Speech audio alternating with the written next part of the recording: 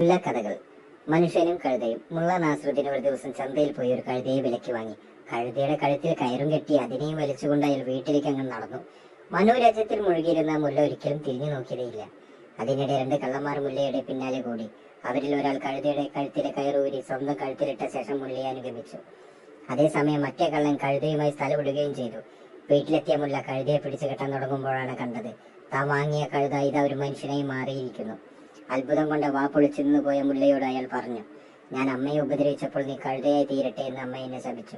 അങ്ങനെ ഞാൻ കഴുതയായി തീർന്നു. ഇപ്പോൾ നല്ലവനായി അങ്ങനെ തൊട്ടപ്പോൾ എനിക്ക് എന്റെ പൂർവ്വരൂപം തിരിച്ചു കിട്ടി. ഞാൻ അങ്ങയോട് എപ്പോഴും നന്ദിയുള്ളവനായിരിക്കും. ദയവായി എന്നെ പോകാൻ അനുവദിച്ചാലും. അയാളുടെ അവസ്ഥയിൽ മുല്ലയ്ക്ക് സഹതാപം തോന്നി. അയാളെ പോകാൻ അനുവദിക്കുകയും ചെയ്തു. പോകാൻ നേരം മുല്ല അയാൾക്ക് ഉപദേശം കൊടുക്കാൻ മറന്നില്ല. ഇനി നീ അമ്മയെ ഉപദ്രവിക്കരുത് കേട്ടോ. ഒരാഴ്ച കഴിഞ്ഞ മുല്ല വീണ്ടും ചന്തയിലേക്ക് പോയി. നല്ല കഴുതയെ നോക്കി നടക്കുന്നതിനിടയിലാണ് അയാൾ അത് കണ്ടത്.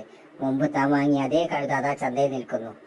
മുല്ല വേഗം കഴുതയുടെ അടുത്തേക്ക് ചെന്ന് ഇപ്രകാരം പറഞ്ഞു, നീ വീണ്ടും അമ്മയെ ഉപദ്രവിച്ചു കാണുമല്ലേ?